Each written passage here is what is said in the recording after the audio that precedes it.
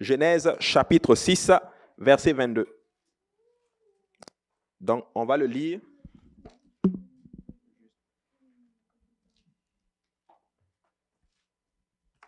Voilà. Si on peut tous le lire, il est écrit.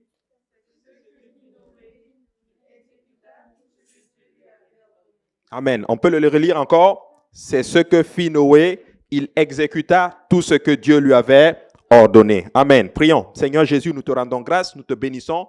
Encore une fois, nous voulons te rendre grâce pour tout ce que nous ressentons. Nous ne voulons pas prendre ceci pour acquis. C'est ta grâce, Seigneur Jésus, c'est ta puissance. Alors que nous venons maintenant pour le temps de la parole, je te prie, Seigneur, manifeste ta présence, que ton onction soit sur nous. Aide-moi à dispenser cela sans crainte ni faveur, que cela trouve une place dans les cœurs, qu'elle germe, qu'elle produise des fruits et que ces fruits nous conduisent dans la vie éternelle. Aide-moi à le donner avec amour, avec compassion et avec autorité, Seigneur. Et je viens contre tout esprit qui ne confesse pas ton nom maintenant. Je proclame la foi maintenant, alléluia, la vie. Au nom de Jésus-Christ, nous prions et nous disons tous au nom de Jésus. Alléluia. Et vous pouvez vous asseoir. Amen. Gloire à Dieu. Alléluia. Alors, ce soir, nous allons parler de quelque chose assez important. Si je veux donner un titre à ceci, ça veut dire, ce titre, c'est ceci. N'écoute pas ce qu'on dit, sauve-toi. Amen. N'écoute pas ce que les gens disent, sauve-toi, sauve-toi. Amen. Très important. Et le passage que nous allons étudier ce soir, c'est un passage que beaucoup d'entre vous, vous savez déjà. Vous avez déjà eu à étudier cela. Et l'Écriture, la Bible nous dit, dans Genèse chapitre 6 au verset 1, que lorsque les hommes eurent commencé à se multiplier sur la face de la terre et que des filles leur furent nées, les fils de Dieu virent que les filles des hommes étaient belles et ils en prirent pour femmes parmi toutes celles qu'ils choisirent. Alléluia. Donc ça c'est important. Le passage est en train de nous mettre dans le contexte. Amen. Et vous allez voir en d'autres termes qu'est-ce que Dieu a pour nous aujourd'hui. Maintenant, je vais poser une question. Est-ce qu'il y a des gens ici qui, vous avez écouté par exemple des gens, vous avez écouté un conseil, vous avez écouté des dires et ça vous a tellement affecté que vous avez pris des mauvaises décisions? Je vais vous raconter une histoire qui a fait que j'ai fait beaucoup. Je l'ai déjà raconté à certaines personnes qui le savent. Et quand je suis arrivé au Canada pour la première fois, je suis venu avec beaucoup d'ambition. Et je voulais étudier dans un domaine. J'étais dans ce domaine-là qui est un très bon domaine. Et quand je suis arrivé ici, j'ai eu de mauvaises rencontres. Des gens qui me disent, non, des amis, ne va pas dans ce programme-là. C'est pas bon. Si tu vas là, ça va. Non, tu n'auras jamais le travail. Mais c'était en génie civil. Tu vas là, tu n'auras jamais le travail. Et j'ai dit, hey, et j'étais seul. J'étais par exemple ici. Et j'étais tellement influençable. C'est là que Dieu a commencé à travailler le fait que aujourd'hui, je suis moins influent. Je ne suis pas influencé par les gens. Hein? Maintenant, j'ai commencé à écouter ces gens-là et je vous dis honnêtement, et moi, quand je suis arrivé ici, l'école allait bien, les choses allaient bien, mais ces paroles ont commencé à tellement rentrer en moi que ça m'a tellement affecté que les études n'allaient plus exactement comme je le voulais. Et j'ai commencé à changer les programmes comme pas possible. En l'espace de 2 jours, de une journée même, j'avais changé de programme 3 fois. Je suis même allé m'asseoir dans Génitel. Je suis allé m'asseoir dans le bureau d'un directeur de génie. Il me regarde comme ça, il dit, ouais. Il dit, tu es stressé. Je ne vous ai jamais dit ça. Tout ça à cause des amis. Non, ne va pas faire ça. Il n'y a pas le travail dedans. Mais qu'est-ce que tu en sais? Et ma vie a été renversée comme ceci. Beaucoup de choses ont eu des impacts et ça a été effet crescendo. Et vous savez, des fois, on écoute tellement les gens que des fois, nous faisons de ces choses et ça fait qu'on perd littéralement ce que Dieu a en réserve pour nous. Amen. Donc, c'est des choses comme ça qui me sont arrivées et depuis ce jour, j'ai compris. Et vous savez quoi? Ces gens-là qui m'ont dit, va faire ceci, eux, ils n'ont pas changé leur programme. Hein. J'ai dit, maman, c'est terrible ça. Elle me dit, non, allons changer. Moi-même, demain, là, je change. Moi, j'ai couru, je suis allé changer pour moi. Le lendemain, je le vois, j'ai dit, tu as changé? Il dit, non, je suis encore dans mon programme. J'ai dit, mais c'est terrible ça. Hein? Vous savez, la Bible dit, la compagnie, là, il faut faire attention. Amen. Et ça m'a tellement affecté. Et ce n'est même pas seulement ça. Plein de choses, plein de situations que je pourrais vous raconter où j'ai tellement écouté les gens. Et en d'autres termes, quand je dis écouter les gens, il faut écouter les bonnes personnes. Pas les gens qui t'influencent négativement. Amen. Mais le passage que nous allons étudier aujourd'hui, La Bible dit que lorsque les hommes eurent commencé à se multiplier sur la face de la terre et que des filles leur furent nées, les fils de Dieu virent que les filles des hommes étaient belles. Ah, les fils de Dieu ont vu que les filles des hommes étaient belles.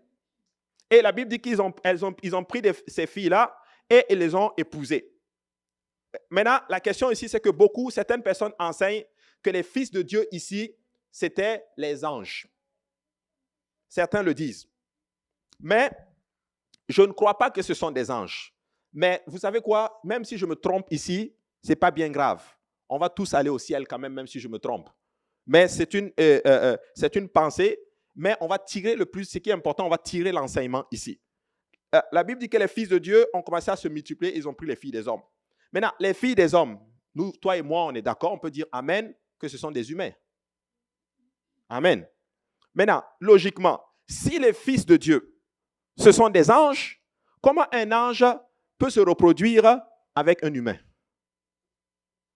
Donc, ça ne fait pas de sens. C'est pourquoi, dès les premières leçons de la création, la Bible dit qu'il a tout créé selon son espèce. Et en dehors de ton espèce, tu ne peux pas te reproduire. Tu ne peux pas prendre papa chat et maman chienne, et puis ça va te donner quelque chose parce que ce n'est pas la même espèce.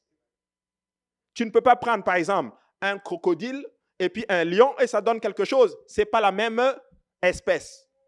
Mais tu peux prendre, par exemple, un oranger avec un citronnier, tu greffes ensemble, ça va te donner un fruit parce que c'est la même espèce. Donc, en dehors de ton espèce, il n'y a pas de reproduction. Donc, les anges, ce ne sont pas des humains.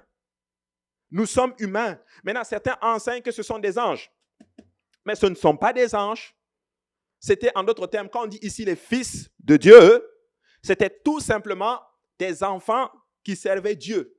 Donc, quand tu sers Dieu, on t'appelle fils de Dieu. Quand tu es une fille qui sert Dieu, on t'appelle fille de Dieu. Mais comment je sais ça? Ouvre ta Bible, va maintenant dans le livre de Luc. Regarde ce que Luc nous dit et je vais vous montrer quelque chose pour vous prouver qu'on s'appuie sur la parole pour dire que c'est les enfants qui servaient le Seigneur, ceux de la lignée ceux de la lignée de qui? De Seth. Ceux de la lignée de Seth, c'était des gens qui servaient Dieu qu'on appelait les fils de Dieu. Amen. Et maintenant, ceux de la lignée de Caïn, c'est ce qu'on appelait les filles des hommes. Mais quand tu ouvres ta Bible, tu vas dans le livre de Luc, nous allons voir quelque chose d'assez particulier. À ce moment-là, tu vas comprendre littéralement qu'est-ce que le Seigneur est en train de nous transmettre ici comme enseignement. Donc, tu vas aller dans Luc chapitre 4 et tu vas lire à partir du verset...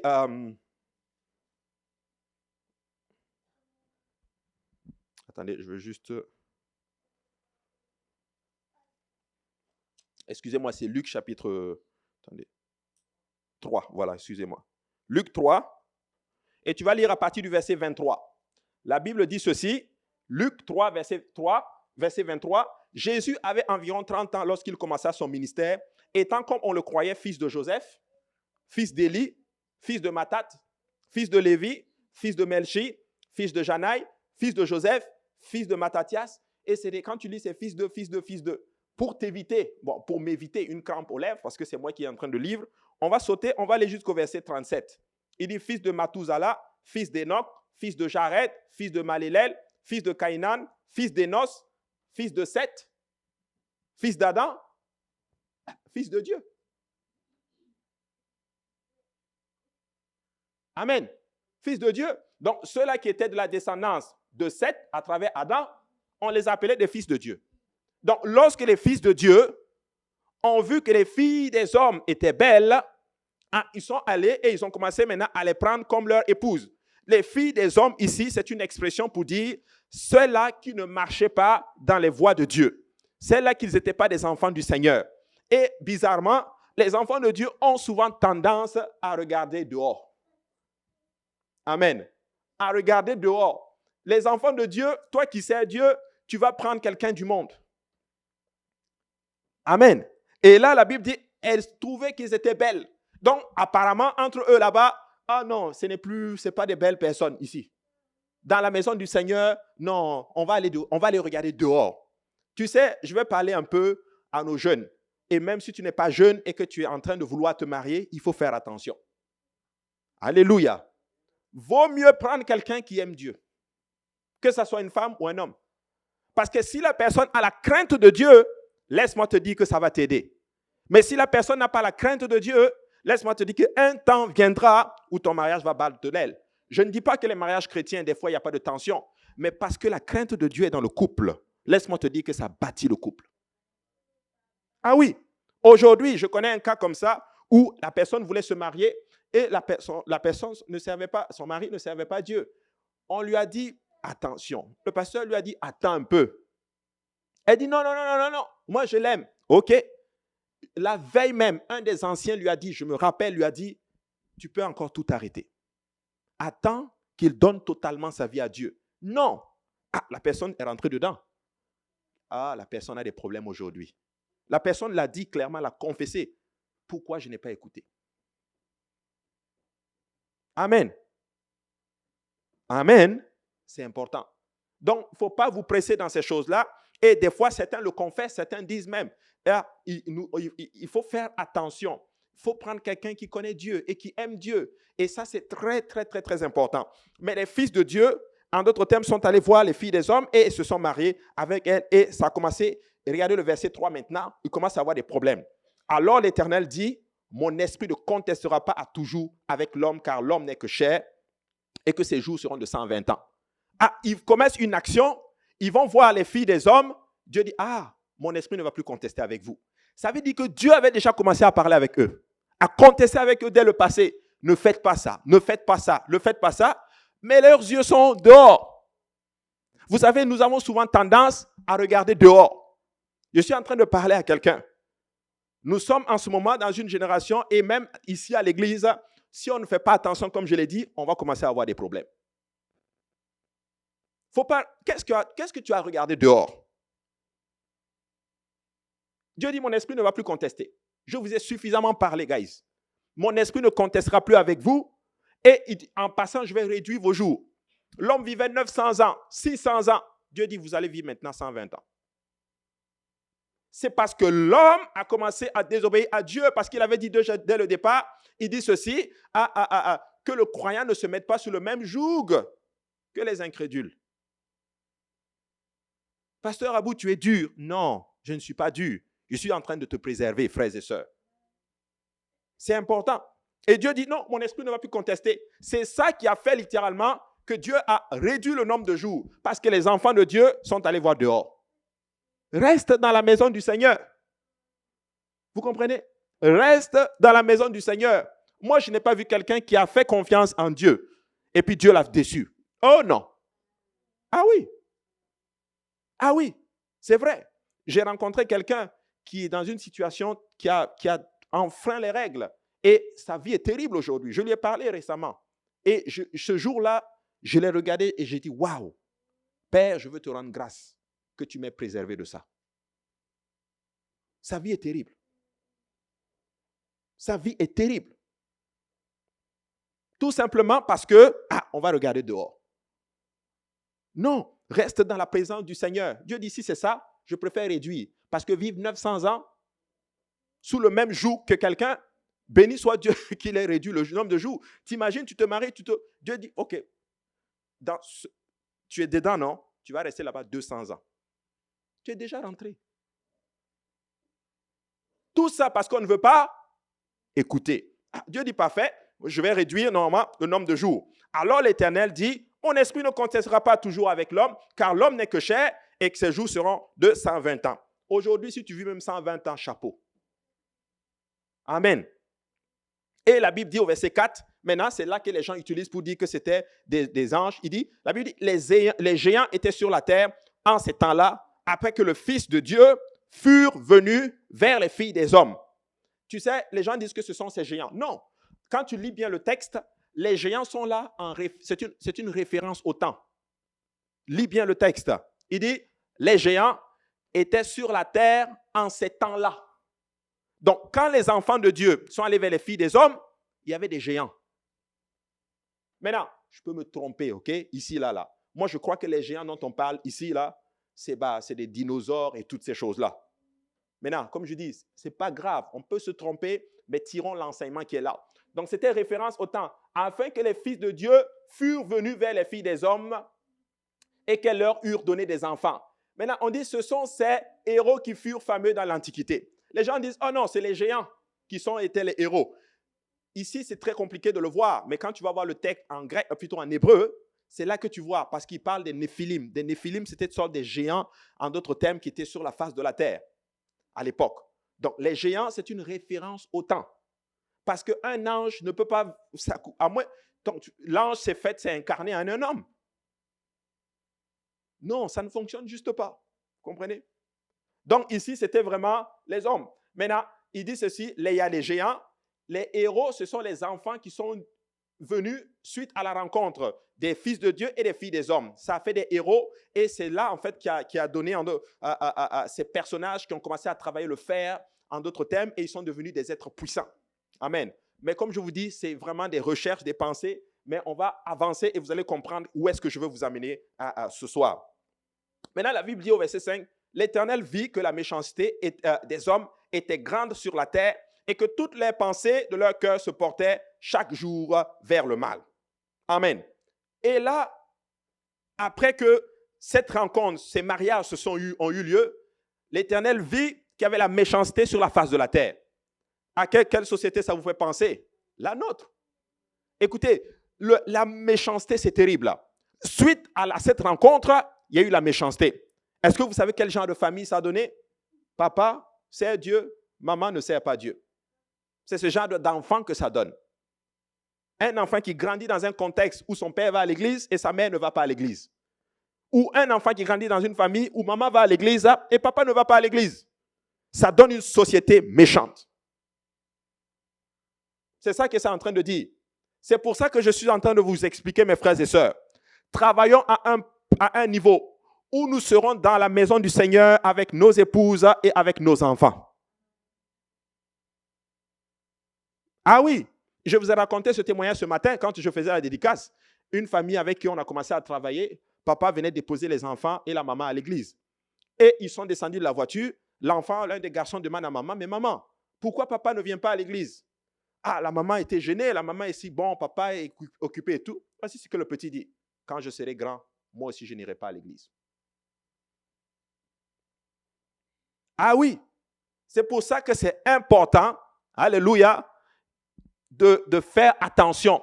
Quel genre de couple nous voulons bâtir? Parce que plus les couples ne sont pas solides dans le Seigneur, ça donne une génération méchante. Et c'était la méchanceté qu'il y avait sur la face de la terre. Dieu, parce que l'Esprit de Dieu était complètement parti. Et l'Écriture dit maintenant que Dieu s'est repenti. Qu'est-ce qu'il a fait? Il s'est repenti. Elle était sur la terre chaque jour uniquement vers le mal. L'Éternel se repentit d'avoir fait l'homme sur la terre. Il fut affligé en son cœur, littéralement. Dieu était tellement peiné à cause de la méchanceté qu'il y avait sur la face de terre. Personne ne sert Dieu. L'Écriture dit que Dieu regarde sur la face de la terre. Tout le monde pêche. Il n'y a personne qui cherche la face de Dieu. Mes frères et sœurs, comprenons que nous sommes dans une génération qui est en train d'être perdue. Les gens ne servent pas Dieu et cette génération ne va pas t'aider à vivre pour Dieu. C'est toi qui dois arriver à une place, littéralement, où tu prends la décision de dire, moi, je vais regarder au Seigneur. Dieu dit, je me répands. Quand on dit repenti, ce n'est pas repenti des péchés. Non, Dieu ne pêche pas. Mais Dieu a regretté d'avoir fait l'homme. Et des fois, nous arrivons à une place que Dieu lui-même regrette de nous avoir bénis. Ah oui, parce que tu arrives à une place que la bénédiction te surplombe et tu ne sers plus Dieu. Dieu dit, mais pourquoi je l'ai béni? Il y a certaines personnes, par exemple, qui sont venues, qui n'avaient pas de travail. Dieu leur a donné un travail. Mais quand ils ont pris le travail, on ne les voit plus dans la maison du Seigneur. Dieu se répand. Dieu regrette. Dieu dit, mais pourquoi je l'ai béni? D'autres personnes, c'était quoi? Le mariage. Dès qu'ils se sont mariés, c'est fini. On ne les voit plus. Ou même l'enfant. C'est terrible. Je ne dis pas que c'est normal. Quand on accouche, il faut se reposer un peu, il faut prendre du temps. Mais il y a des personnes, c'est terrible. Dès que l'enfant c'est fini. Amen. Ne permets pas à Dieu de regretter de t'avoir béni. Prends la bénédiction et dis au Seigneur, je vais courir avec la bénédiction. Plus tu m'as béni, plus j'amplifie même mon adoration envers toi. Alléluia. Et c'est comme ça que nous devons penser. Dieu avait donné longue vie à l'homme. Dieu lui avait donné la grâce. Mais parce qu'il a pris cette vie pour pervertir littéralement les voies de l'Éternel, Dieu dit, je me répands. Stop. Ne permettez pas à Dieu de regretter de vous avoir béni.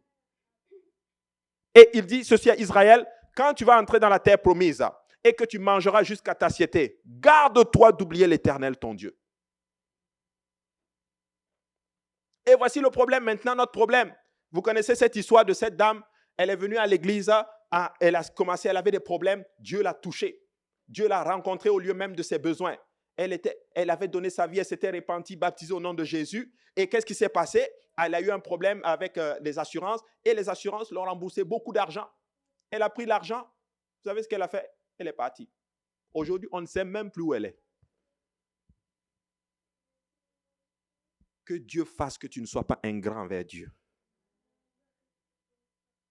Ne soyez jamais ingrat envers le Seigneur. Alléluia. Ah, Jésus guérit des lépreux. Combien partent, combien reviennent? Ils sont tous partis, juste un seul. Un seul vient dire, je veux te rendre grâce que tu m'aies libéré. Ah, c'est ça. L'Éternel s'est repenti en son cœur. Et l'Éternel dit, j'exterminerai de la face de la terre l'homme que j'ai créé, depuis l'homme jusqu'au bétail, aux reptiles et aux oiseaux du ciel, car je me répands de les avoir faits. Dieu dit, ok, moi là, c'est pas que je veux couper la bénédiction, je veux même les exterminer. Je veux tous les tuer. Tu ne veux pas arriver à une place que Dieu dit, ok, on va juste enlever la bénédiction. Certes, Dieu ne fait exception de ses dons. Il ne reprend pas ses dons. Mais tu sais quoi, des fois là, Dieu peut enlever la bénédiction. Dieu peut couper un peu le robinet, tout simplement pour que tu le serves. Ah oui, parce que Dieu t'aime. Et il est prêt à tout pour ton salut. Amen. Donc, ne permets juste pas. Sois juste quelqu'un, en d'autres termes, quand Dieu te bénit, sois reconnaissant. Et cette reconnaissance-là, ce n'est pas seulement envers Dieu, c'est envers tout le monde. Quelqu'un t'a déjà fait du bien, sois reconnaissant. Ne sois pas ingrat. Amen. Et là, Dieu dit, j'extermine tout, depuis les oiseaux jusqu'au bétail, aux reptiles et aux oiseaux du ciel, car je me répands de les avoir faits. L'homme a péché. L'homme a désobéi à Dieu. Dieu dit, je vais détruire même les animaux. Qu'est-ce que ça veut dire?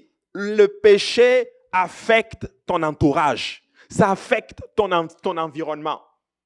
Ce que nous faisons va toujours se réjaillir, en d'autres termes, sur les gens qui nous entourent. Pourquoi? Parce que nous nous influençons les uns les autres. Tu vas voir un enfant qui grandit dans une famille où il y a le péché, où il y a l'alcool et toutes ces choses. Il est susceptible littéralement. Il a plus de chances de tomber dans ça. Tu influences quelqu'un et quelqu'un t'influence. Voici pourquoi c'est important, mes frères et sœurs, de faire attention aux actions que nous posons. Parce que le péché affecte ton entourage. Le péché affecte ta maison. Écoute, peut-être que c'est juste, je parle des humains, mais il parle des animaux. Ça veut dire que l'action qu'ils ont posée, même les animaux étaient devenus corrompus à cause de ce qu'ils voyaient. Même ta maison, je vous assure, si tu fais des mauvaises choses, si un homme spirituel ou une femme spirituelle entre dans ta maison, il peut ressentir l'activité démoniaque.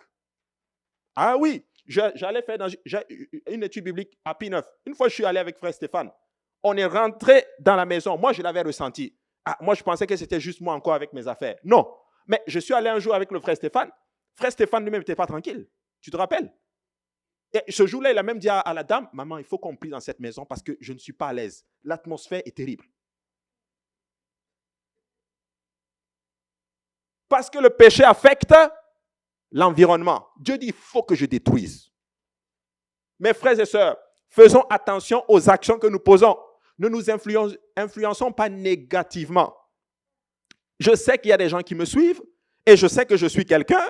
Il y a des gens que toi tu suis. Il y a des gens qui te suivent et ainsi de suite. Et les actions que tu poses, ça les affecte mine de rien. C'est très important. Amen. C'est important. Et Dieu dit, je vais tout détruire. La Bible dit maintenant, mais au verset 8, mais Noé trouva grâce aux yeux de l'Éternel. Un homme trouve grâce. On revient encore à la grâce.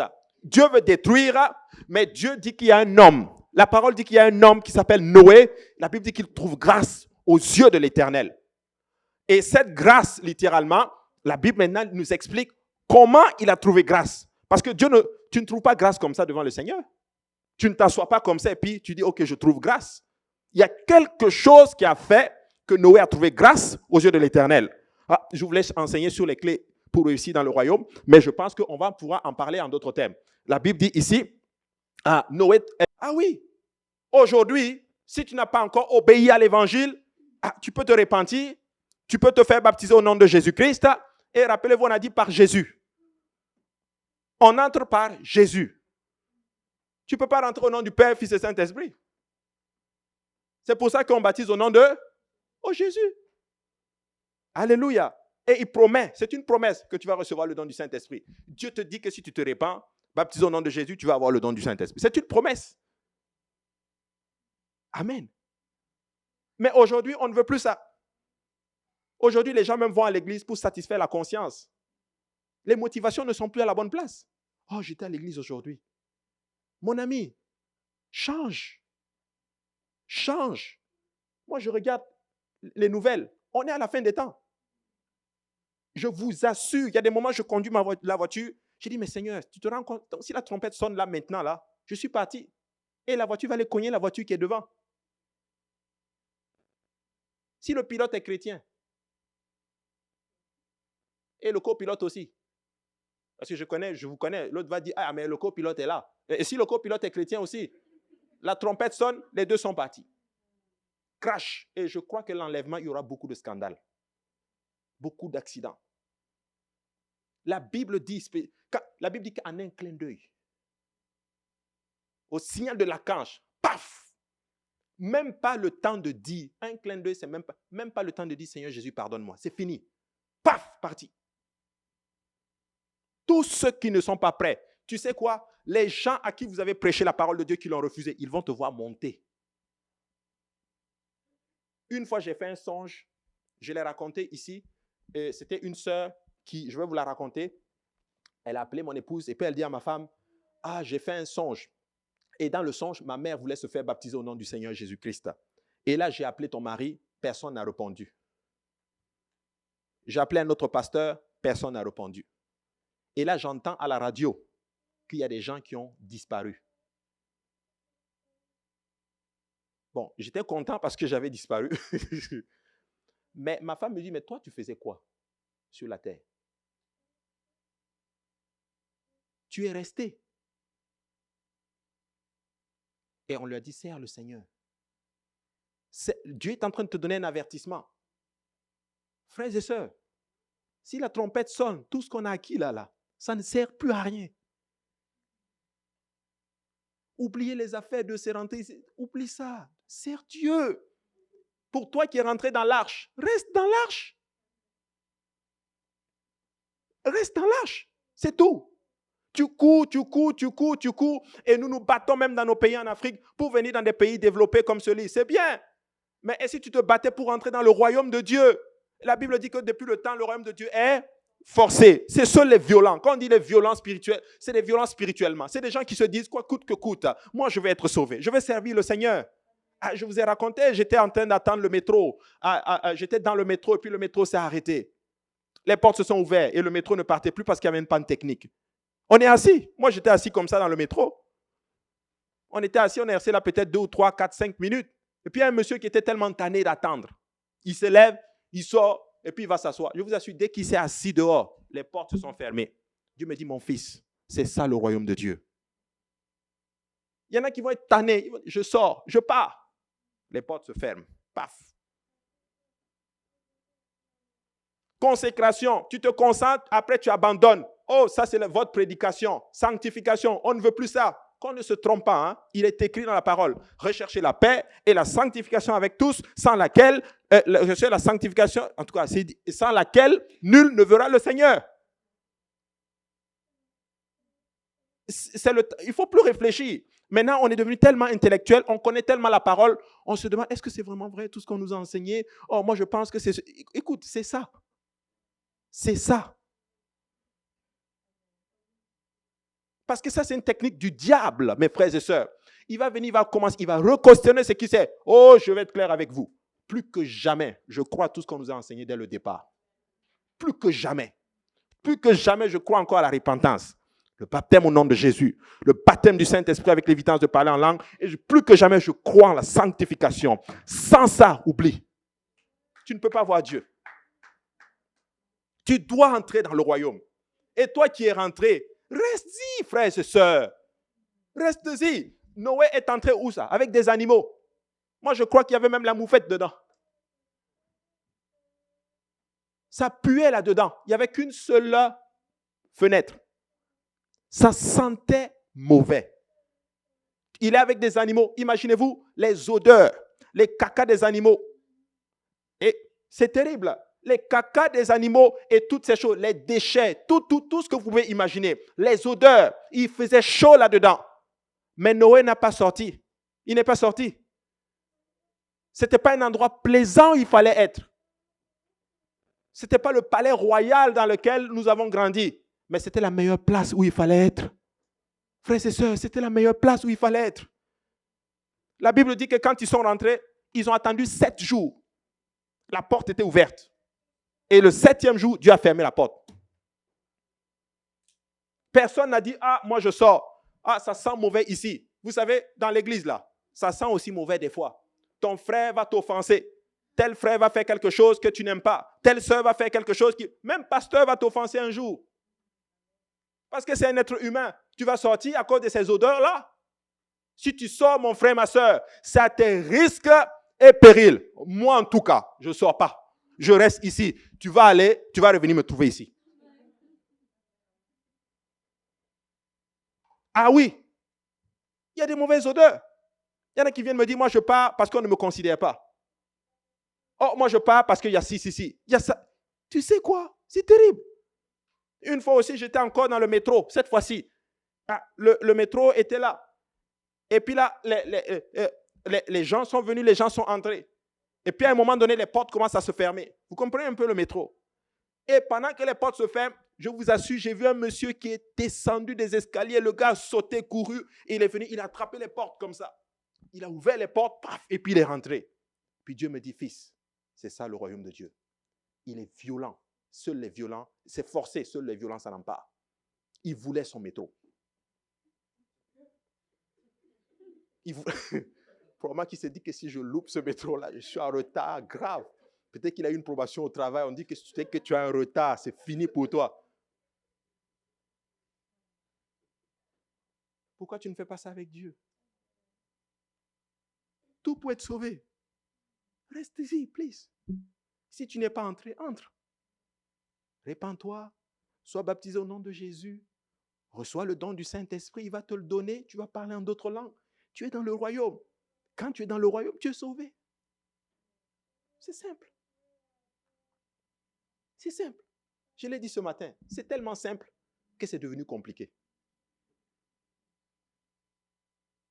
Trop simple. J'ai l'impression que l'homme n'aime pas ce qui est simple. Moi, j'aime quand c'est simple. C'est simple. Fais juste ce que Dieu te demande. Oh Seigneur, aide-nous. Combien de personnes ont abandonné Dieu? Combien? Toi, tu vas regarder dans le monde encore? Après, la Bible dit que le déluge est venu. Le déluge est venu. Tout le monde a péri. Je suis convaincu qu'il y a eu des gens qui ont dit, Noé, ils sont venus, ils ont frappé les portes. Noé, ouvre les portes, s'il vous plaît. Noé dit, mais ce n'est pas moi qui ai fermé la porte. C'est Dieu. Et ce que Dieu ferme, personne ne peut ouvrir. Ce que Dieu ouvre, personne ne peut fermer. Mais ce qu'il a fermé, personne ne peut l'ouvrir. Tu sais, je veux parler sincèrement à quelqu'un aujourd'hui. Tu joues avec ton salut. Et tu joues à un jeu très dangereux. Très dangereux. Tu es en train de jouer avec le feu. Ne joue pas, frère. Ma soeur, ne joue pas. C'est sérieux. Amen. C'est très sérieux. Quand on dit servir Dieu, là, Ce n'est pas juste question de micro, on vient, quelqu'un se met. Tu sais quoi? Vis pour Dieu. Reste dans le royaume. Ne quitte pas l'église. Dieu te demande de faire ça. Fais-le. Tu as une consécration à faire. Il y a des gens, ils viennent à l'église, mais leur vie après, c'est terrible. Amen. C'est vrai. Est-ce que je vous parle clairement? Oui. Oui. Certains, c'est triste à dire, hein, mais moi, je vais être vrai. Certains ne vont pas voir 2021. Mais oui. Pas ici, là. Mais certains ne vont pas le voir. Tu vas aller où? Il est mort, Kobe Bryant. Il est mort avec sa fille. Beaucoup d'argent, notoriété, tout. Il a tout gagné. L'un des seuls joueurs qui a dépassé Michael Jordan. Il a tout eu. J'ai lu quelques nouvelles sur lui. Un bosseur fou. Il travaillait, il allait aux entraînements avant tout le monde, il partait après tout le monde. Il travaille comme ça pour gagner son pain, pour gagner le monde. Là, tout ce que le monde peut lui donner, il s'est travaillé fort. Il n'a rien fait pour travailler son salut.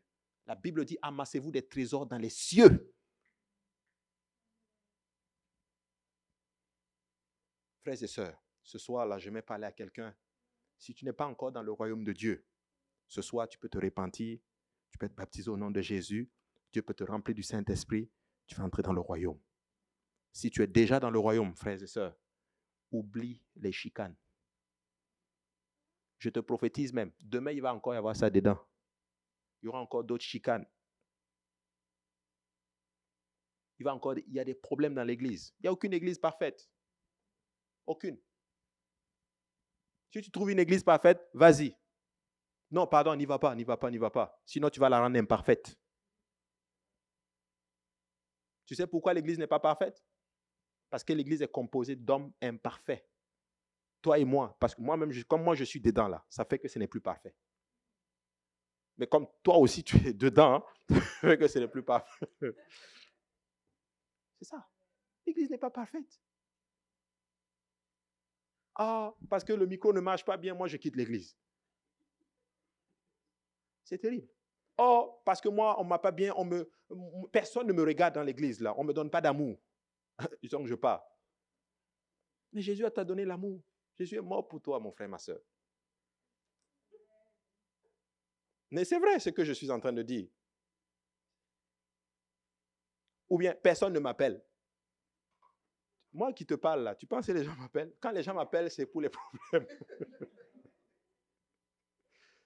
Mais oui. Je ne sais même pas combien de...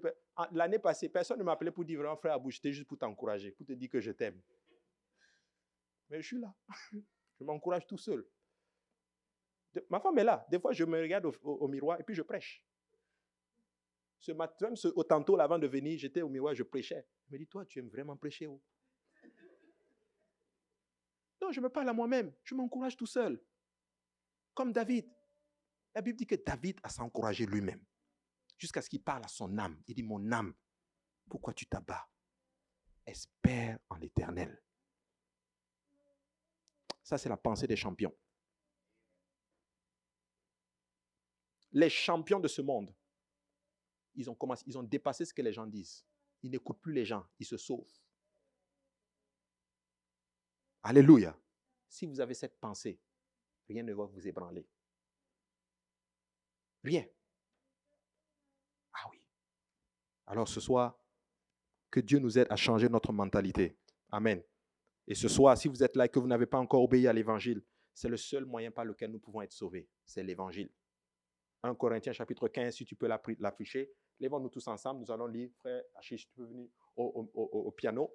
Et nous allons lire 1 Corinthiens chapitre 15 et nous allons voir qu'est-ce que la parole de Dieu nous demande ici. Amen. Très important. La Bible dit, je vous rappelle, frère, l'évangile que je vous ai annoncé, que vous avez reçu, dans lequel vous avez persévéré. Il dit que vous avez reçu l'évangile dans lequel vous avez persévéré. Après, il dit quoi? Il dit ceci, et par lequel vous êtes sauvés. Donc, nous sommes sauvés par l'évangile. Après, il dit maintenant, si vous le retenez tel que je vous l'ai annoncé, autrement, vous aurez cru en vain. Il dit que si tu retiens l'évangile tel que lui, Paul, il l'a annoncé, tu seras sauvé, sinon tu auras cru en vain. Tu as cru, mais en vain. Tu peux croire, travailler, faire beaucoup de choses pour Dieu, mais le jour que tu vas rencontrer Jésus, Jésus te dit, moi je ne te connais pas. C'est l'un des versets qui me fait le plus peur dans la Bible. Faire tout ça, et puis arriver devant Dieu, puis Jésus me regarde, il me dit, toi je ne te connais même pas. Oh Seigneur, qu'il ne soit pas dit de nous cela. Tu as travaillé en vain. Tu as couru en vain. Tous ces kilomètres que tu as fait, toutes ces prédications que tu as fait, toutes ces études bibliques que tu as fait, tout ce que tu as fait, si Dieu me dit qu'il ne me connaît pas, non, ce serait terrible. Et comme je ne veux pas que ça m'arrive, je veux le retenir tel que Paul nous l'a annoncé. La parole de Dieu nous l'a annoncé. Parce que je ne veux pas croire en vain. Changez vos motivations, mes frères et sœurs. S'il vous plaît. Cherchez l'amour de Dieu. Cherche à faire plaisir à Dieu. Amen. Change les motivations. Et tu vas voir, les choses vont aller mieux pour toi. Tu seras heureux. Et tu sais quoi? Tu vas éviter ce qu'on appelle les blessures internes. Dieu m'a montré clairement, les gens quittent à cause des blessures internes. C'est parce que vous ne retenez pas les choses et vos motivations ne sont pas à la bonne place. Ah oui. Ah oui. C'est important. Alléluia.